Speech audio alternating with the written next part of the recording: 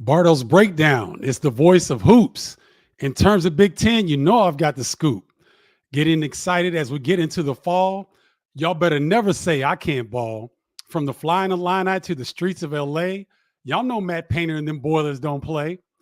Watch Harper and Bailey bust on the scene. I can't wait to see Juju and Derek Queen. Ducks and Huskies representing the Pacific Northwest. You know the Bruins and Trojans will command respect.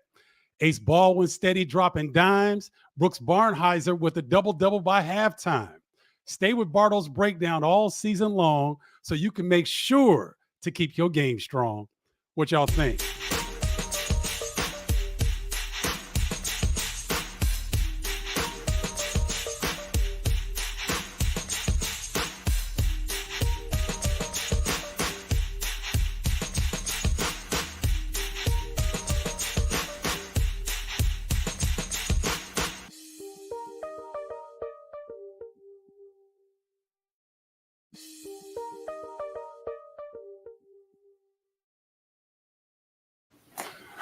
What's going on, y'all? Welcome to another edition of Bardo's Breakdown.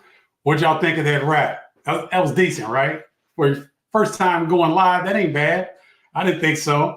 Hey, I've got my man Rapheal Davis, got a nice interview with him. And then we'll do something today that we haven't done before. We'll do some tribe appreciation. We're going to do this each week where we pick out a tribe member and show our appreciation for their support. And of course, I will take all of your questions. So hope you guys enjoyed the rap there. And I hope you enjoy this interview with Rapheal Davis, my man. In 3, 2, 1. What's going on, y'all? I got my man Rapheal Davis in the house. Rapheal, how you doing, man? I'm doing well. I can't complain. I'm excited to be here. I'm excited to talk to Big Ten. The season is getting closer. It's starting to get cool outside. So now I'm looking forward to it. Yeah, the leaves are changing, man. It's starting to fall a little bit. So, you know, it's about that time. College football in effect. Bro, what happened to the Boilers, man? I mean, I know Notre Dame is good, but bro. Crazy. Oh, man, that was crazy. And I'm a guy, I guess sometimes you got to say sometimes the team needs that revenge game in Notre Dame, and they kind of got that get back, that get right game because they lost that. And I'm a big fan of Northern Illinois just because their coaches, as from Fort Wayne, grew up in so I was real happy for that loss Notre Dame took. But you always kind of understand teams of that magnitude. I mean, they're gonna bounce back. Oh, no doubt. I think Purdue just took a bad one, and I think it's now Purdue's time to go get that bounce back. But that was tough. That was tough to watch. No, it was tough. I mean, as a Big Ten fan, that was tough to watch. But you know, I'm trying to gloat a little bit because Fighting Illini, they've rarely been in the top 25 in the last couple decades. So, but they might get there. They got a tough one on Friday at Nebraska under the lights on Fox. So we'll see if they can continue that. Good stuff, man. All right. So we got a few topics here today. Let's start out with this one. Big Ten breakout players this season. And let's start with yours, Rapheal. You got Trey Kaufman-Renn. Why do you think he'll be one of the breakout players? I think you look at what Purdue is losing. Obviously, you lose a 2-time National Player of the Year in Zach Edey. You kind of look to see who's going to fill that production. And obviously, it's not going to be one person, but a guy I think that's going to come close and that's going to have the opportunity will be Trey Kaufman-Renn. You look at one, playing for Matt Painter, but two, watching him over the last few years. One, he's going to go to his best scoring option, and he's going to go into the block. He cares about kind of controlling the middle. Like you think about football, like we just talking, you want to control the middle. And I think with Trey Kaufman-Renn, that gives you an option. I'll go back to last season when Purdue took their international trip with Zach Edey didn't travel with the team. It was that Braden Smith, Trey Kaufman-Renn connection. And if I think I could be getting the numbers off a little bit, but I think over in that trip, he averaged 18 and 8. He didn't necessarily dominate minutes. I know Paint was splitting it up, letting guys hoop, but I think this season he's going to be a guy that's going to play 30-plus minutes. He's a guy that's going to have the ball in his hands, not only on the block, but you see him in the tournament this past season. When they needed one, they would go to him when he had a mismatch. And I think he's a guy that's going to be able to create a lot of mismatches at the forward position. He can rebound the ball. He can knock down shots. He's going to be more comfortable with more space on the floor. You think back to when Purdue kind of had Matt Harms at the 5, kind of rebound, protect the rim, dunk. I think that's kind of what Purdue's going to have this year in that position. So it's going to give Trey a lot of room to maneuver. And I think he's a guy that, at the end of the day, I think TKR could be a pro, and I think this is going to be a season where he kind of show that. You know, Rapheal, to piggyback off of that, I remember talking to assistant coach Brandon Brantley a couple seasons ago when Trey was, I think that was when he was redshirting, and he talked about this kid having the ability to score on anybody in the block. Plus, he can shoot the ball facing up a little bit better than people have seen. Have you seen that? Yeah, and I can go back to a practice last season, last offseason. They're playing 5-on-5, and Zach is on one team, Trey's on another, and they're going back and forth. And it's a 2-3 minute stretch where Trey is giving Zach work. I mean, he's giving him a right hook. He's driving to the basket. He got him on a pump fake. He knocked down a three. He pick and pop. So I think he's a guy that if they're playing a little small ball lineup, he can create mismatches. Like you think of playing down in Assembly Hall, you think Umar Ballo coming out to kind of guard Trey Kaufman-Renn. I think I like Trey Kaufman on the perimeter. But then you think about going inside, you go to somewhere with a smaller lineup. You think going to a Michigan, or you're going to even in Nebraska, you get Juwan Gary, who's a big guy, but he's still 6'6". I think Trey Kaufman-Renn creates a mismatch there. So he can score on anybody, and he can do a lot more than what his numbers or percentages showed. I just think a lot of the offense was up. I think some guys are rhythm guys. They need the ball a few times to kind of get into a flow. And I think that's kind of where Trey Kaufman-Renn fits. That's a great breakdown there, man. I like that. Big Ten breakout player for me this season, I like Jackson Shellstad of Oregon, really because, one, the guy has the ultimate confidence. He had 71 in a summer league game this past summer. Now, I know it ain't a whole lot of defense being played, but you put half the Big Ten players in the gym by themselves, they couldn't score 71 points in 20 minutes. You know what I mean? And then, you got Kuznard, who's one of the best scorers in all of college basketball last year. He moves away, and Fala Dante is gone. So there'll be some space in the middle. Dana Altman will give him the rock. And I want to see the athleticism of some of these former Pac-12 programs, Rapheal, in terms of the quickness and the speed on the perimeter. I think it's going to be challenging for some of these Big Ten teams with their backcourts to keep up with the speed and athleticism with guys kind of like Jackson Shellstad. What are your thoughts on that? And then you give a guy like Jackson Shellstad a couple shooters and a Brandon Angel, a transfer coming in that's probably shot over 40% from three. That's going to be a dead eye. That's an older guy that, although you're in a new league, once you kind of been in college 2-3 years, you kind of get that grown man strength. In the Pac-12, it still was no slouch, especially, it's physicality wise. So I think then also TJ Bamba coming in, a guy that could knock down shots. So you give them two guys that gives them space to be able to create opportunities, get into the lane, playing one-on-one, not being able to play with much help side defense. I think it is a year where he could break out. I think it's a year where he could probably get to 15, 16 points. You think of Oregon, if they're winning games like it looks like they're expected to, by you look around the national media, how they're covering Oregon basketball right now, some have them finishing top 2-3 in the Big Ten. If they are able to, Jackson Shellstad, he's got to be an all Big Ten first team, second team guy to make that happen. And having shooters is a big piece. You guard that needs space and be able to go get your game on. And I think it's going to be a way for him to be able to, I know he can score the ball, that's no question, but a way to be able to up his assist average. If he's able to do both, I think he's going to be a guy that stands out, no doubt. And I think Dana Altman is similar to like guys like Chris Collins, Fred Hoiberg, Fran McCaffrey, that if you've got an elite scorer, he's going to put you in position to be successful. He's going to give you the ball. He's going to give you a ton of confidence. And the way that Oregon plays with the way they junk up their defenses and change speeds and keep you off balance, I think that Shellstad could really have a breakout year and maybe have Oregon being one of the surprise teams in the Big Ten Conference. All right. Next subject. This is interesting. Which coach do you want in late game scenarios? Okay. So Rapheal goes with a good one here. Chris Collins. Why do you say Coach Collins? I just look about last season, and I can remember just sitting in the green room or watching the games at home, and all I'm saying to myself is, if this game stays close, I'm taking Northwestern. Yep. If they keep it within 4 or 5 points, if it gets to 2-3 minutes, I don't care who they're playing. You see them get Illinois in overtime. Yeah. You see them beat Purdue.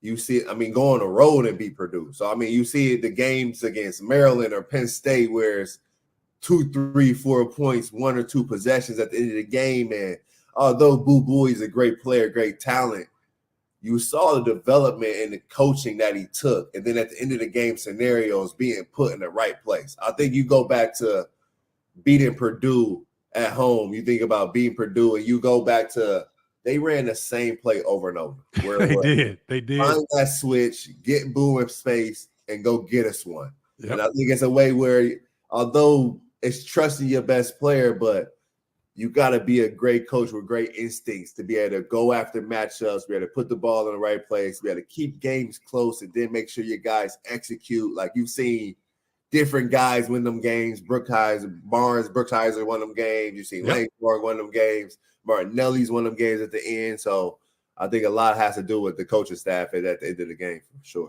I agree with you. And I was calling that Northwestern Purdue game that you're referencing where they kept running the same thing. And this is what I don't understand about college coaches, where Chris Collins, Fred Hoiberg, who is my choice, and we'll talk about him in a second, but Chris Collins has more of an NBA mentality, a pro mentality. If I've got a matchup that you are unwilling to adjust to or you haven't adjusted yet, I'm going to wear your out. And he continues to do that. And I love that. Now, you mentioned that Boo Buie, he had the personnel to kind of do some of that, but Brooks Barnhizer, Martinelli had the opportunity to do that. I thought Ty Berry, before he got hurt, was a guy that was in position, not just a spot-up shooter, but that could break guys down a little bit off the bounce as well. So I like that decision. I like that call there on Chris Collins. I like Fred Hoiberg because I often found Bryce Williams was in position to really score late, and you know it's coming.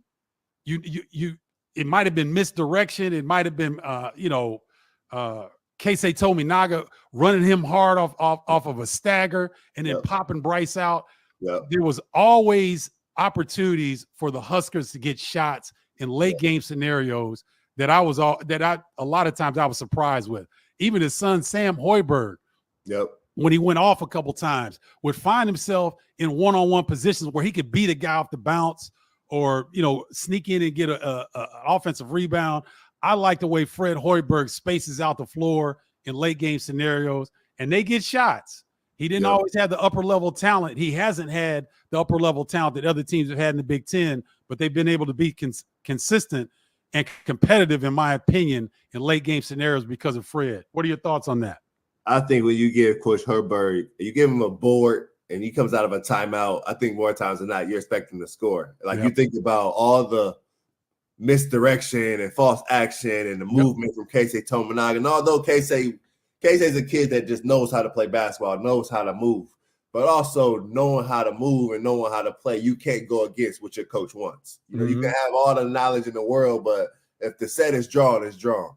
And coach will put him in so many actions where, especially I can remember with Derek Walker having the ball at the top of the key, just making plays out of kind of that 0.5 position. And then one thing I love about coach, like you kind of mentioned, is playing to his personnel, knowing where to go with the basketball, like knowing who to have it, where to go, find a mismatch. So no, I love it when especially sideline out of bounds or under OBs, you kind of always can he's one of those guys. The guys kind of mess it up when it goes wrong. So I always trust him in those situations, no doubt. Yeah, and I think you talked about Derek Walker. I think Rink Mask was kind of that guy, that 0.5 that was able to really space the floor, direct, hit guys on cuts, so they would invert their offense sometimes. And so I agree with you on that. I like how Fred Hoiberg does that in a late game scenario. All right.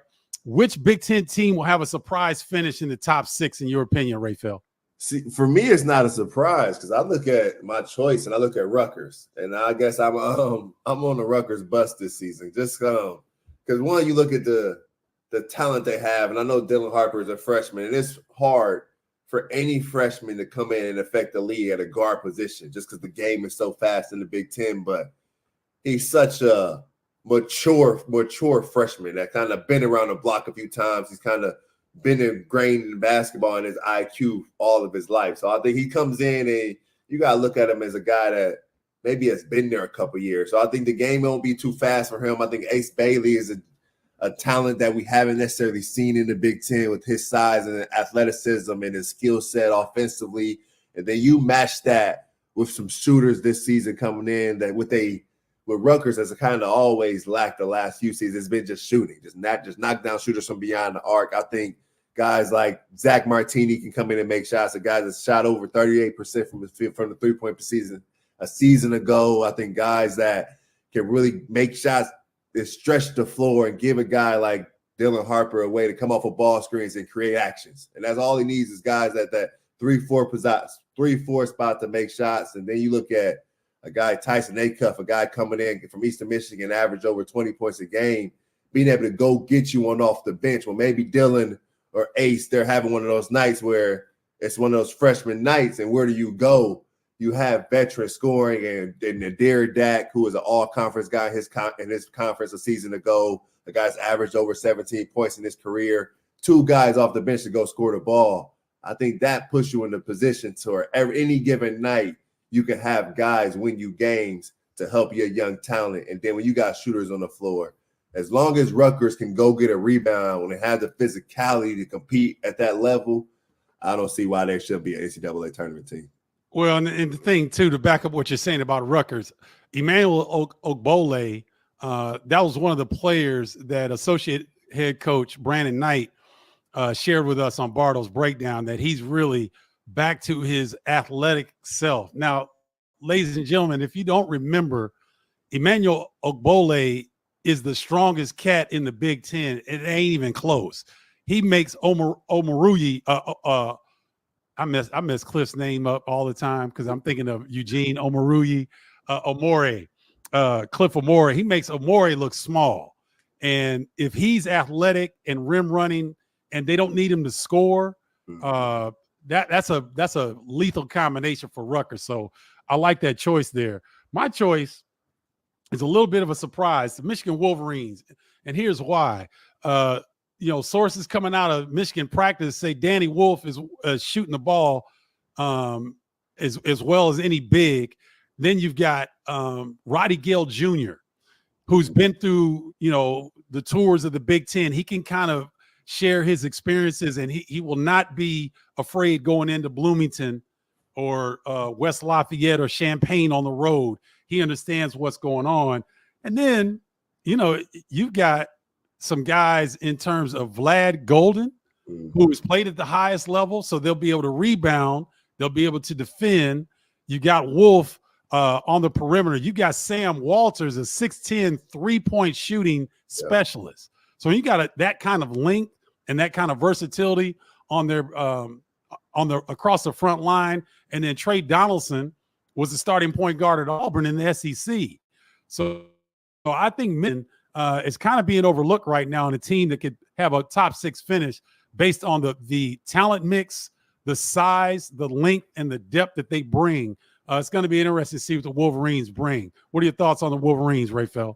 No, I think the biggest question mark for me for Michigan would be the point guard play. And I know Trey Donaldson can go. I think it's going to be a thing where if Trey Donaldson and Roddy Gale, I think if they work in the backcourt, I can see it. I think my question mark will be with Roddy Gale. I think the way Roddy Gale started the season last year for Ohio State, I thought he was going to go on to be an all-conference guy, my first, second team all-conference guy. I thought Ohio State before Christmas break should have been a tournament team. And then he kind of hit that wall, and you kind of see the guys quit, coach get fired, they get re-energized and whatnot. But I want to see Roddy Gale be consistent, because also I could look at Michigan and I could say, well, we know we're going to get from Roddy Gale. But I think if it's this offseason where he makes that leap and makes that jump and is a guy where every night we're expecting 17, 18, 19, 20 points from Roddy Gale and you can book it, I could see Michigan being right there. Because kind of Golden and Wolf, they're going to get you at the 5. I think when you can compete at the 5 position in the Big Ten and you can kind of get, on average, 25 and 12 from your 5 position, I think you're going to, as a collective, I think you're going to compete any night. And I think you have a guard that can score the ball, point guard that can set the table, Then it just comes down to guys making open shots. But I think if Roddy Gale, if he makes that leap that I kind of thought he would have throughout the entire sophomore year, I can see Michigan being right there. Yeah, and I also think in that backcourt, I also have heard that Scottie Pippen's son, is playing pretty well right now. I think he's been a little bit of a surprise in the backcourt. So if you've got a guy in Trey Donaldson that can start at the point, then you've got an emerging freshman that doesn't have to start from day one. Michigan's got impressive depth at every position. So I like what the Wolverines are putting together. All right, let's talk about give me two freshmen not named Ace Bailey or Dylan Harper that'll have the biggest impacts on their team. Rapheal, you're going with Jakari Harris of Purdue and Derek Queen of Maryland. Why? I think you look at Purdue, and I know like earlier about, filling that role at the 5 or filling that front court production from Zach Edey, but I think filling the production from Lance Jones is just as important. And I think you look at Jakari Harris, and I think he's the guy that's going to have to fill that role. And I look at Purdue, and Braden Smith should be an All-American talent this season, but they still need a second ball handler. They still need a guy that can help break pressure, a guy in that half court that can go get you one off the dribble, that can make an open shot, because Fletcher's obviously going to be a guy that's running off of screens, that's making shots on the perimeter, that's keeping pressure off of Braden, but you need someone else on the floor that's not a liability from that position. But also, when it gets 7, 8, 7, 6, 5, and that shot clock is going down, you need somebody that can go get you one. And there has been times where I think Braden Smith can go get you one, but I think Braden is at his best when he's playing in the ball screen. If it comes down to one-on-one basketball, I think Jakari kind of fills that role, and I think that's going to be important offensively. But then defensively, you need especially in the Big Ten this season, the guards are so good at every game. Think about playing Ohio State. You need two guards to guard Michi Johnson and Bruce Story. That's right. You can't move your puppies. You're not going to be able to compete. So I think you look at Indiana and Cannon Carlisle, Miles Rice, a lot of the schools, you look at Illinois, Boswell, and Kasparis, you're going to need two guards that can really defend at the highest level. And I think Jakari is just a dog defensively, so I'll put him in that position. And then Derek Queen, I think, one, he takes the pressure off for guys like Julian Reese. I think Julian Reese should have an All-American type season with a guy like Derek Queen, having a guy that can pass the ball at the 4 position at the high post, a guy that can score, stretch the defense, but just super skilled and unselfish, and a guy that's played with other talented bigs before. You look at Derek Queen, sometimes high school guys come in, they never played with big guys before. They haven't played with other talented guys before, but you play with Cooper Flagg, Asa Newell, 2 other big guys where you a post feed, and I think that's going to help Julian Reese a bunch. But I think Derek Queen is a guy that's going to come in with limited pressure because you have a Julian Reese. So physicality, he's going to be able to play the 4 position. He's not going to be asked of much. You have guys like Gillespie that can go get you some shots from the guard position. So I think he's going to be able to come in and kind of play that 3rd, 4th scoring option and be just super productive as long as he's efficient. Yeah, I like your choices here because, Purdue has the benefit of having the model. Last year was the model. Lance Jones was kind of that X factor for the Boilers. And like you mentioned, Jakari Harris can be that defensive dog, can come in. He's not going to be asked to score double-digit scoring. He can kind of come in and fill a necessary role. So I do like that choice. Derek Queen, I'm curious to see. You make a great point, Rapheal, about him having experience playing with the other talented bigs.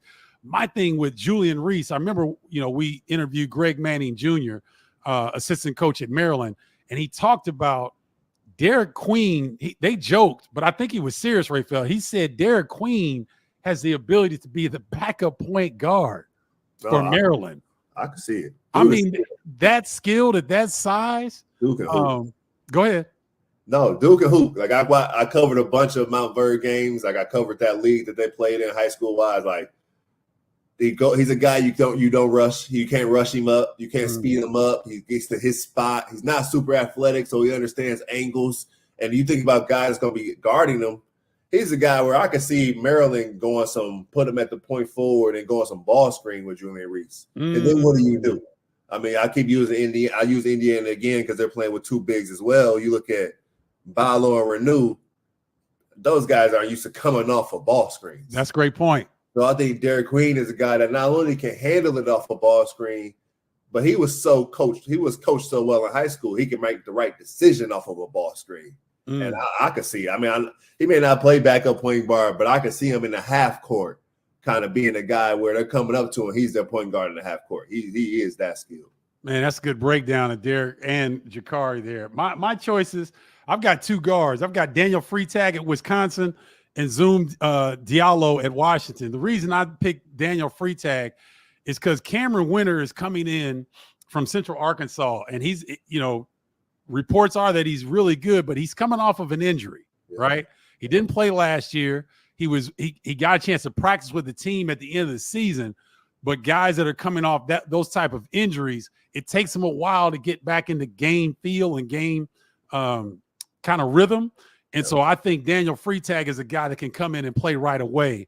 I don't know what your experience was when you played, Rapheal, but when I played, guys that had football experience that play college basketball have a serious advantage. Yeah. And so Daniel Freitag was offered by Big Ten schools as a football player.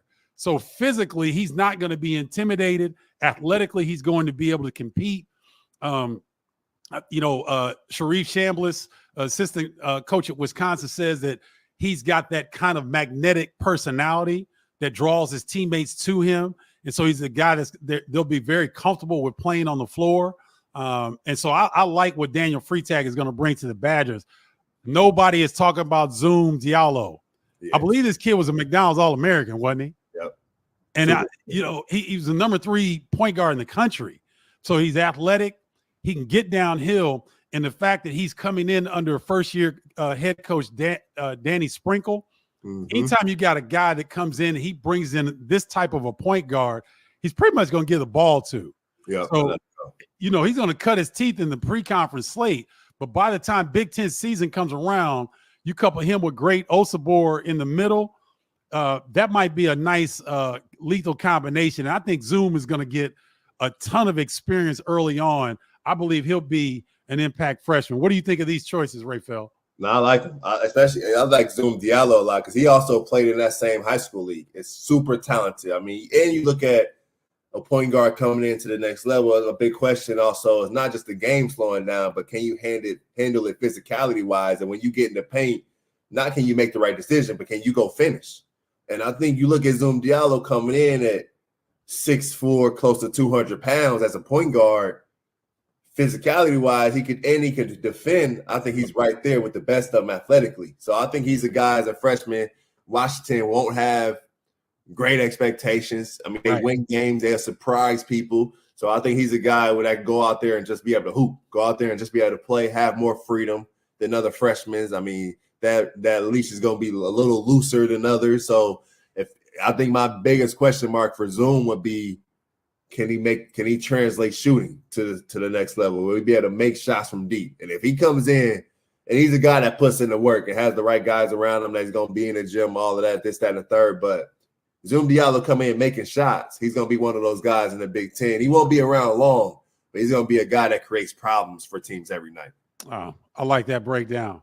I like that. And then our last topic for the day, which Big Ten team is the most exciting pre-conference schedule? Because we're getting close, and me and you are getting excited, Rapheal. So who you like in terms of their pre-conference schedule?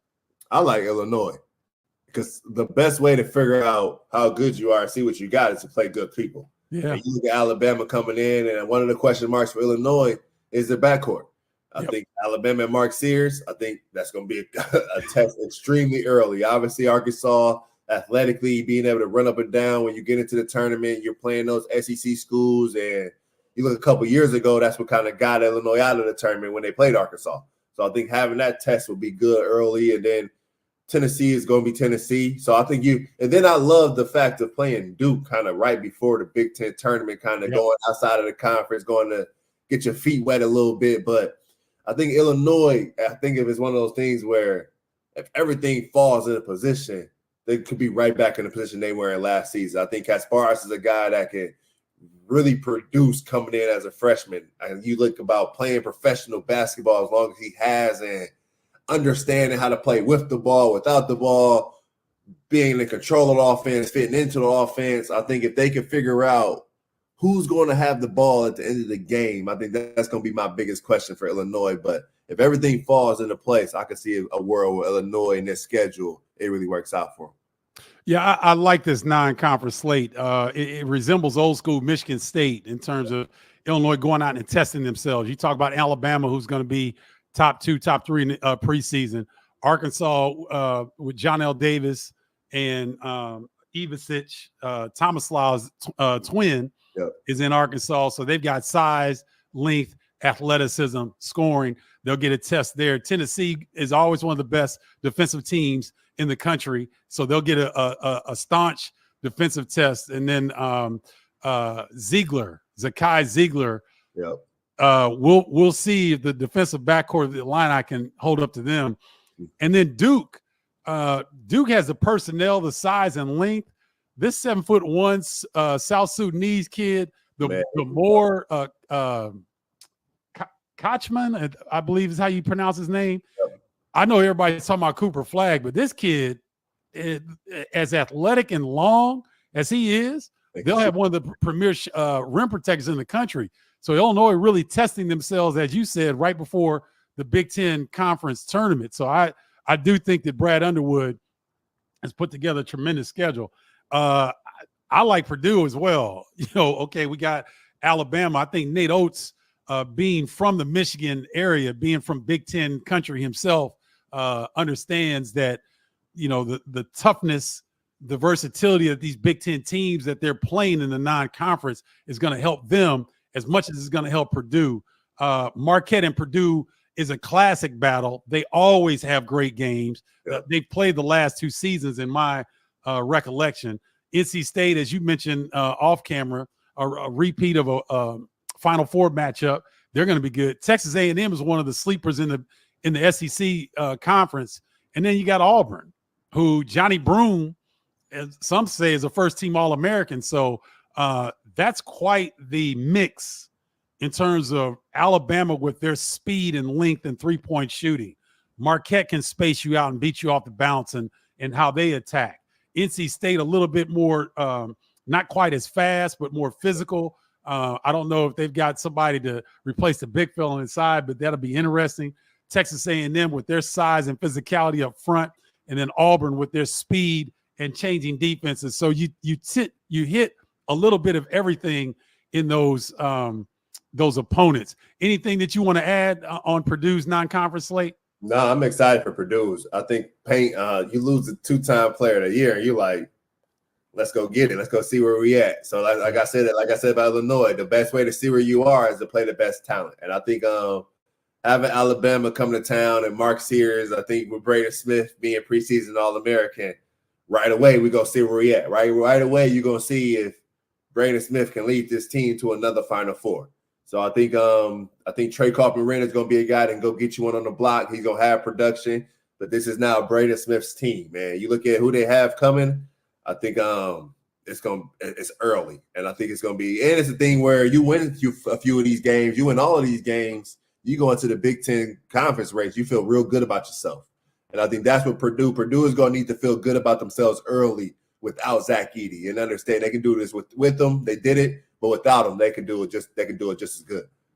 No, and I agree with that. Now I'm gonna go back to Illinois for a second. You lose Coleman Hawkins. You lose Marcus Domask. You lose a first round, a guy that should have been in the lottery pick in Terrence Shannon Jr. Yep. You've got a lot of question marks. Now, Illinois got a ton of talent that has come in. But Rapheal, you and I both know that when you have to blend this level of talent, there's going to be some hiccups. There's going to be some times when it's not going to look good early on. So that's the most fascinating thing for me. In terms of Purdue and Illinois, as you mentioned, they're replacing generational talent. Yeah. I mean, Zach Edey, like arguably the best player to put on a Purdue jersey, in my opinion, right up there with big dog Glenn Robinson. And then you look at Terrence Shannon Jr., I think he probably had the best individual season of an Illini player in the program history.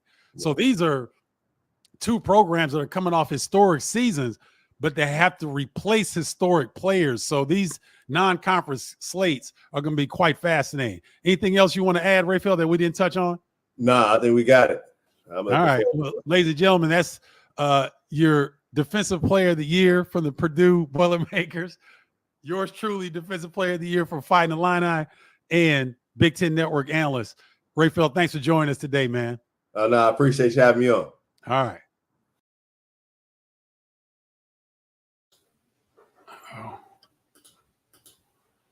All right. Man, I love Rapheal. He comes on and does an excellent job. Every time he touches the mic, it's good to have his perspective. And, Raphael's a lot younger than me, so it's good because, you see on here, it says Big Ten OG. So I'm an OG, and, he's holding down the younger side of covering Big Ten basketball. So thanks once again to Rapheal Davis. Okay.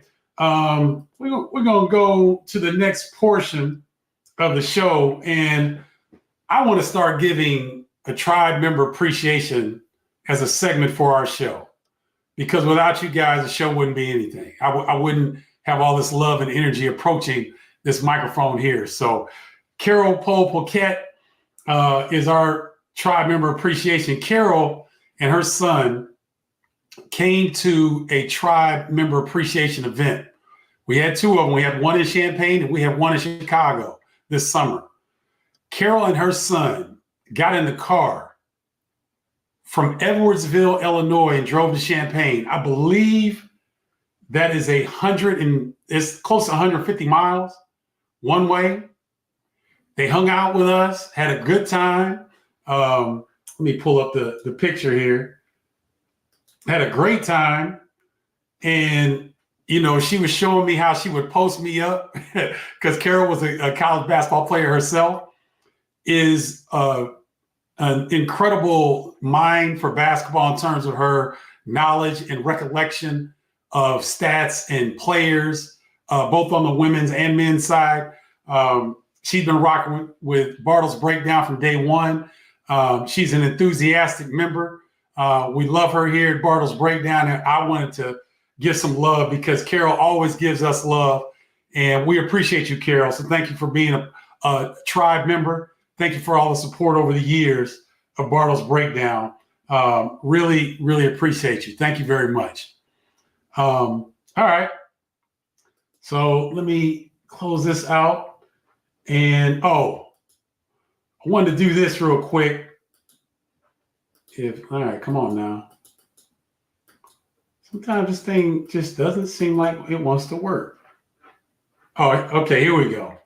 Shout out to Nebraska head coach Fred Hoiberg. He's getting the pacemaker replaced on Friday. It would be his second procedure. He had the first one done, I believe, in 2014. So our prayers and well wishes go out to Fred Hoiberg and his family.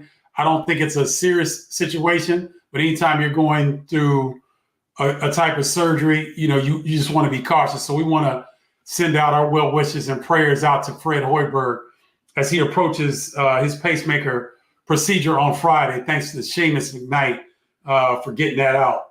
I just wanted to shout him out and well wishes to him. He and Nebraska fans are not feeling too good this week because they're fighting the Illini, go into Nebraska and win an outstanding football game. Overtime victory for Illinois over Nebraska. That football venue at Nebraska was packed to the gills. Believe they get 90,000 in there. That looked incredible. A fantastic 4-0 start for the Fighting Illini football team. Shout out to them. Shout out to the Indiana Hoosiers who have started 4-0. So two unlikely football programs in the Big Ten flexing their muscles here early on. Had to give a shout out to the Fighting Illini football team. Big ups to y'all. Keep it rolling. 16-point underdogs at Penn State this week coming up. I think that's the line I saw. Let's hope that the odds makers don't really know what they're talking about here. Tyson said, don't know why, but I'm super excited for the Big Ten season and how the new teams fare. Well, Tyson, new seasons always breed optimism. Everybody's 0-0. Nobody's lost a game yet. So you should be excited. And the fact that we have 4 new teams coming into the league, I think is really exciting. And it's not like they're going to be doormat programs. These are legitimate programs and basketball programs with, Mick Cronin and Eric Musselman. Those are big-time names, big-time coaches in the industry. And Danny Sprinkle from Montana State to Utah State, taking both of those programs to the NCAA tournament. I don't think it will take him much time to do the same at Washington. And then you're looking at Oregon. Dana Altman will be one of the he'll be one of the elder statesmen in terms of a coach at one program, I believe 17 seasons. This might be his 18th. He might be entering his 18th season at Oregon. Has had tremendous success with the Oregon Ducks in the NCAA tournament, especially. They and Creighton hooked up this past season in the NCAA tournament, and had one of the best games in the tournament. I believe it was a overtime or double overtime victory for Creighton, but fantastic game. So there should be a lot of excitement entering into this season. What's good, TM? I'm a bit sad that Tim Anderson departed for Illinois. Don't be sad. I was communicating with Tim Anderson throughout this whole situation. I didn't say anything because I protect the people that I have relationships with. And Tim was very consistent in his message to me when he stepped away. And I'm happy for him because it's something that he felt it was the best thing for him to do. It was the best thing for he and his family, because his family was a major, major part of his decision. There's no health scare, nothing like that. It's just that he felt that his family needed him more than Illinois basketball program. And so I think you guys are starting to see this a little bit. We talked about Adrian Wojnarowski stepping away from ESPN and leaving all that money on the table. He takes a position with St. Bonaventure as their GM that probably lends to a better lifestyle.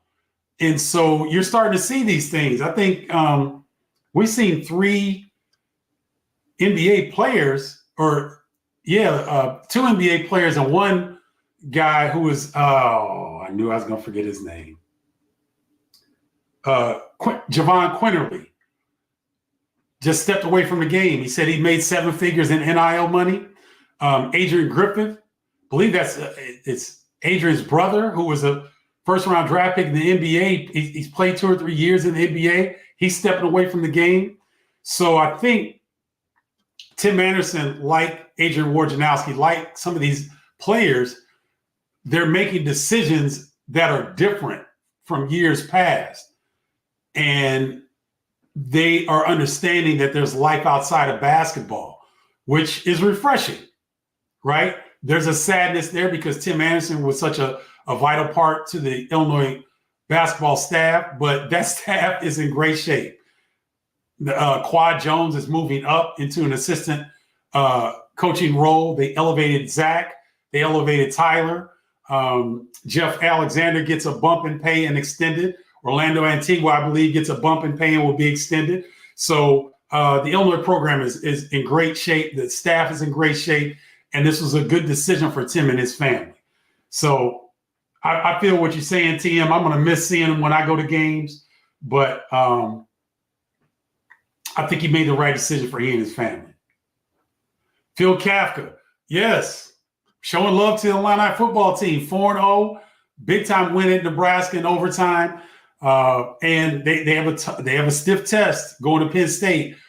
But, they've beaten 2 ranked teams already. Beat Kansas at home, Nebraska on the road. So a tremendous challenge facing them this weekend at Penn State. Looking forward to seeing how they handle it.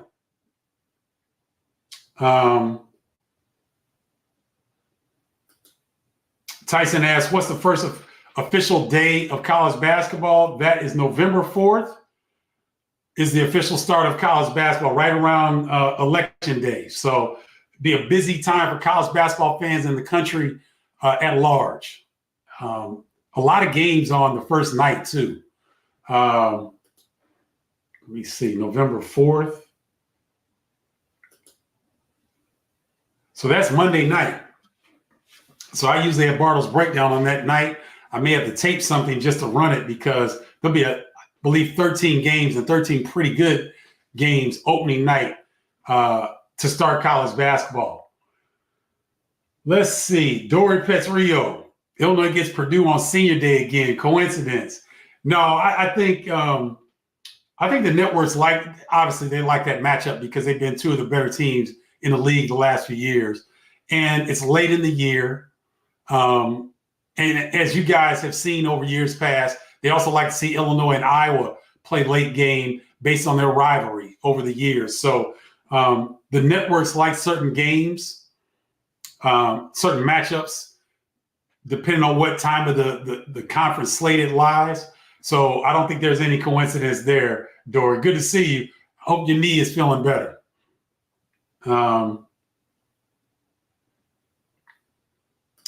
Oh, Doug. All good, my man. And Doug Peterson, one of the members that shows up and shows out. He said that he planned on coming, but circumstances prevented it maybe next year. It's all good. You know, guys, again, you know, it touches me, the people that make an effort to show up for these gatherings because, man, we all are busy. Everybody's busy. Everybody has stuff that they have to do. But for you to take the time out, like Lynn Holly, like Dan McGlathery and his family, for these people to come out and share their time with me is touching, and I love it. And these are super fans, and nothing can survive without people who rock with you on a consistent basis. So I love you all. No sweat, Doug. You know, and I hope to see you at a game or something, maybe. And if you can get down to where the court is, I would love to chop it up, take some pictures, get a chance to know you better, because that's what this is about. It's a great community of passionate college basketball, Big Ten basketball fans. So thank you. Lynn Holly was at the meetup in Chicago. Lynn's been rocking with Bardo's Breakdown a long time. She's one of the first. Her son, Hunter Holly, I've shared it with you before. He was an intern of mine this summer, did a fantastic job. He's in his second year now at Howard University, doing his thing. He was a manager on the basketball team. I believe he's going to do it again this year. So he's had some great experiences and gave us great work here on Bardo's Breakdown. Yeah, Brandon, you see, sometimes when I have a taped interview to start the show, like I did with Rapheal today, I'll come in and look at the questions that are being posted so I can answer them so that when we go live, I can get to people like yourself. And so sometimes I'll do them while the interview's going on. Sometimes I'll wait to do them live. So that's what you saw today. Yeah, Lynn, you should be pleased about watching your son Hunter do his thing. He was definitely an asset to Bardo's Breakdown all summer long. Brandon asked, Bobby Knight is probably known as the best coach ever in Big Ten. That's what I think. Is Tom Izzo, what can he do to surpass Knight? I believe Bob Knight has won 4. I think he's won 4 NCAA titles, at least 3. Let me see. Let me type this in real quick. I believe many NCAA championships has Bob Knight won. Yeah, he won 3. Excuse me. I thought it was 4. Bob Knight's won 3. Tom Izzo's won 1. So he'd have to get to 3 national championships to be considered, in my book, to be the best coach in Big Ten history. Good question, though. CDNIU has a nice response to that. Knight has 3 natties. Izzo has 1. Bob Knight coached the USA team in '94. Izzo might be close in terms of Final Fours, but I don't think he has as many conference championships. So Bob Knight's numbers are amazing, Brandon. Hope that gives you some clarity. Carol's got a long one here. Let's see. What you breaking down over here, Carol? Responding to a question from Hoop Ball at Scoop. Cheryl Miller finished her senior year of college ball in '86. I believe McLean was a little younger and played at Georgia. Sue Wicks was another outstanding player who went to Rutgers.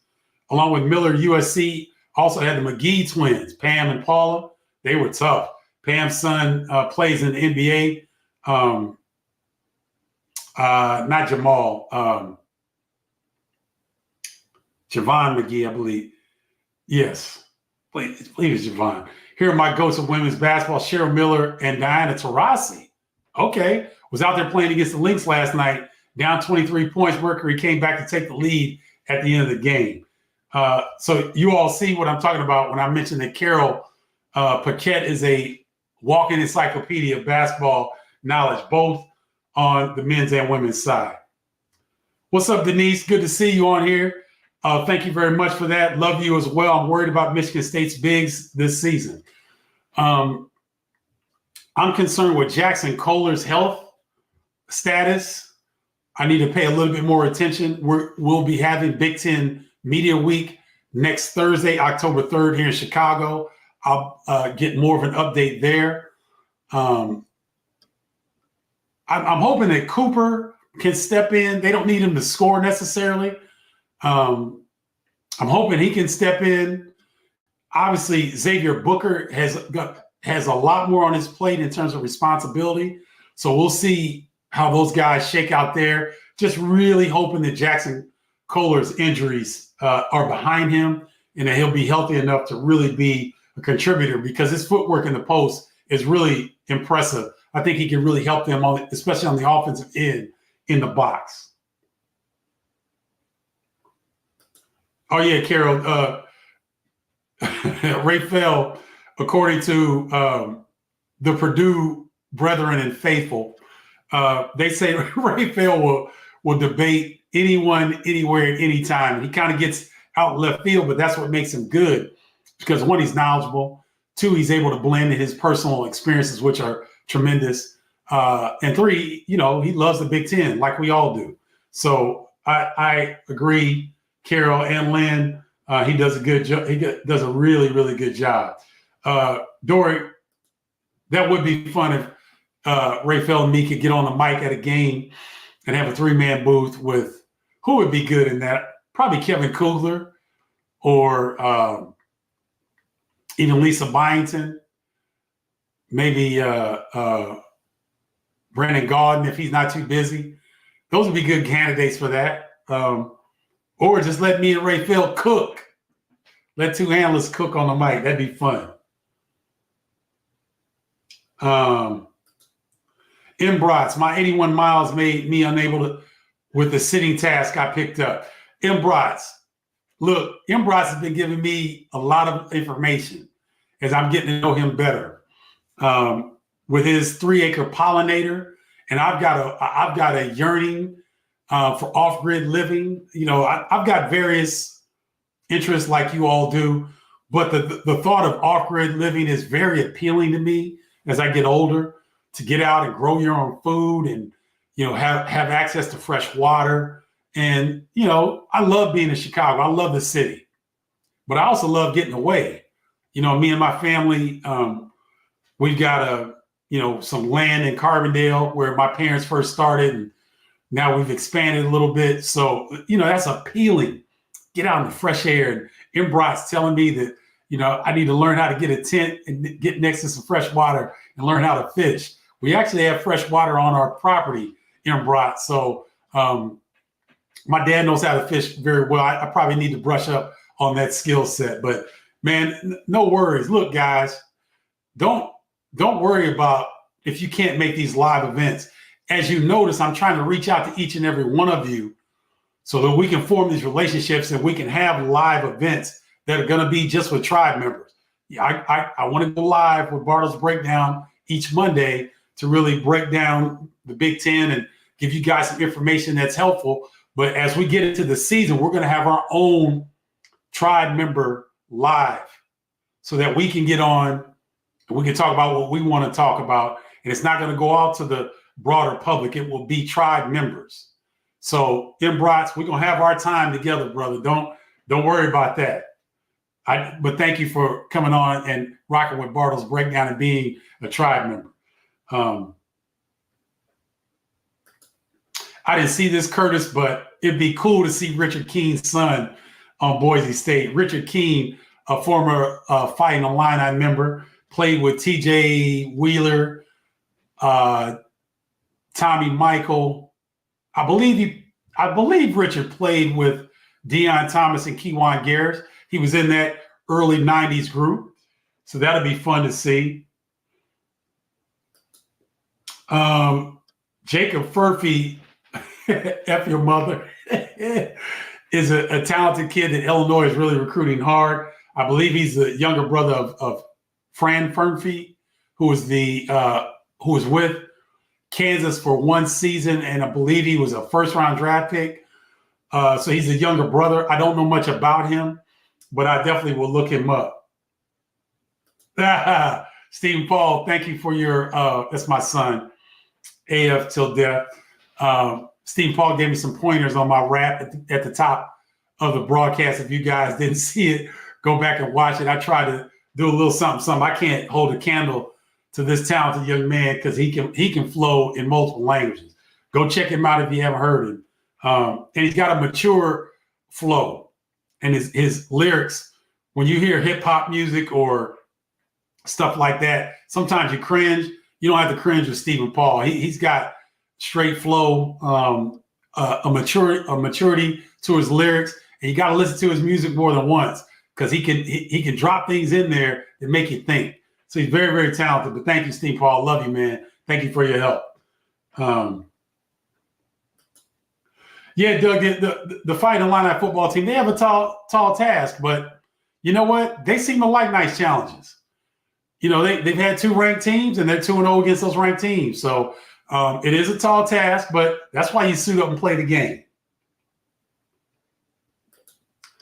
Hey, Saul Terrence Shannon Jr. is suing the Douglas County Department, seeking millions, claiming malicious prosecution. Good. I'm glad he's doing it because hopefully it would dissuade that department, that area, from trying to railroad young men, because Terrence wasn't the first one that had issues. Bill Self went to bat on Terrence Shannon Jr.'s behalf before they even went to trial. So hopefully they can win this lawsuit. They can serve notice that to try to ruin young people's lives is a destination that they need to stop pursuing. And hopefully they come out victorious, because we all know that was some BS that took place. You know, yeah, don't get me started on that. But Carol, come on now. Why is it doing that? There we go. You're more than welcome. I absolutely love Bardo's breakdown. And thank you, Stephen, for everything that you do for me and the tribe members. You go out of your way to make sure we get any news updates on teams and players once the games start up. I love how you break the 2 opponents and players. Love you and all the tribe members. Thank you, Carol. I couldn't have said it better. See, y'all? That's what I'm saying. And to the tribe members, I'm going to get to all y'all. It might take a minute, but I'm going to get to you. Curtis Tees. What rivalry with Iowa? We have owned them recently. Illinois has had a good job.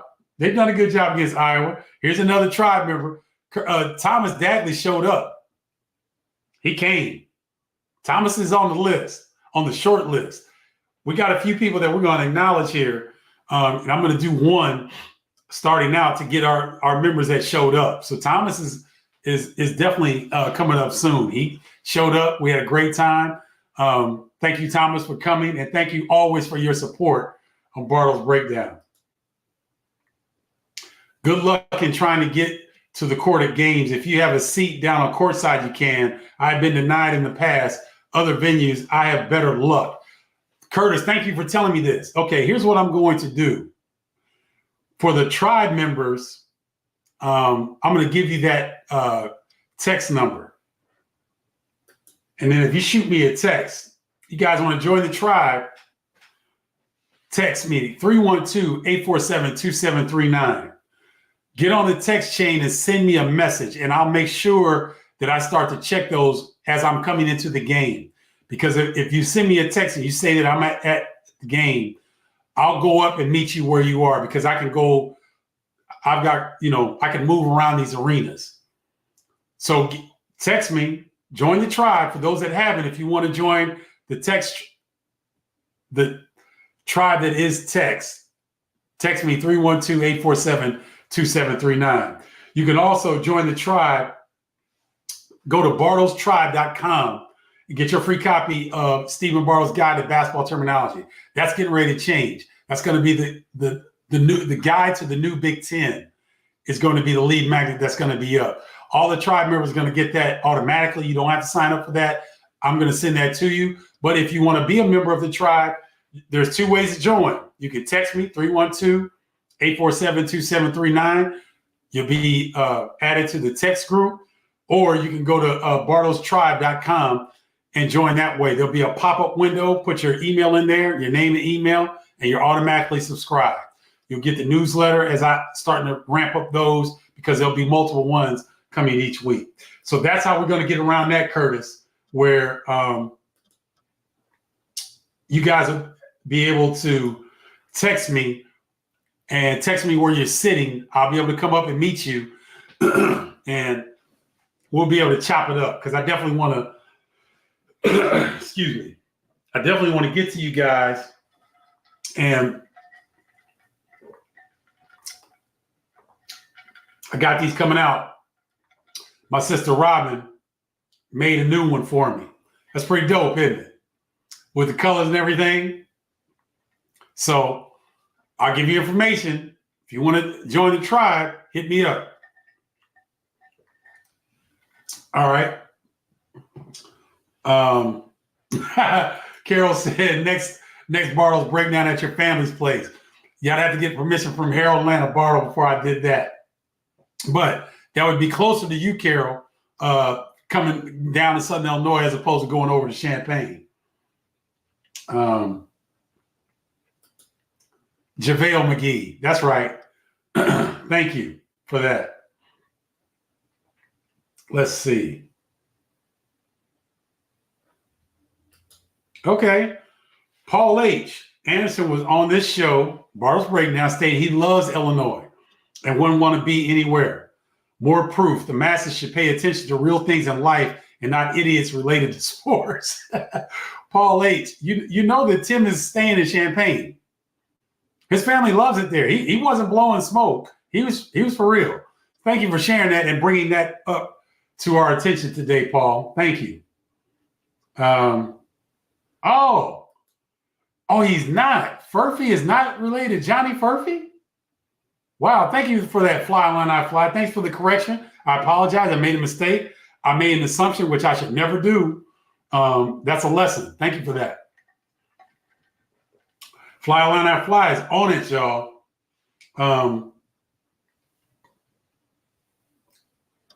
Let's see. 2027 state class is elite. It is headlined by Jalen Mitchell, number 2 player in class. Albany, Illinois native, visited last week. Albany, Illinois has the number 2 player in the state of Illinois. I never thought that I would say that in a sentence. Big time, Fly Line I Fly. Thank you, man, for that. Appreciate that.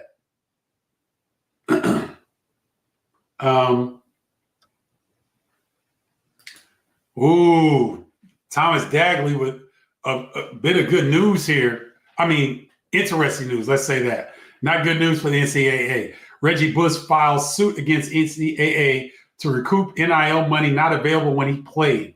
Good luck with that. Don't see it happening. Well, Thomas, here's the thing. The players from the NC State team, Terry Gannon, Wittenberg, the team that beat Phi Slamma Jamma, I believe that was in 83-84, they're suing the NCAA. So Reggie Bush was a lot more recent than those guys. So I don't know. It's going to be interesting to see how this stuff. You best believe me and the Flying Illini are keeping a close eye to this stuff, because if one of these suits wins, they're going to it's going to be a windfall. I don't necessarily see it happening either, but I'm keeping a keen eye on that, Thomas. But thanks for bringing that up.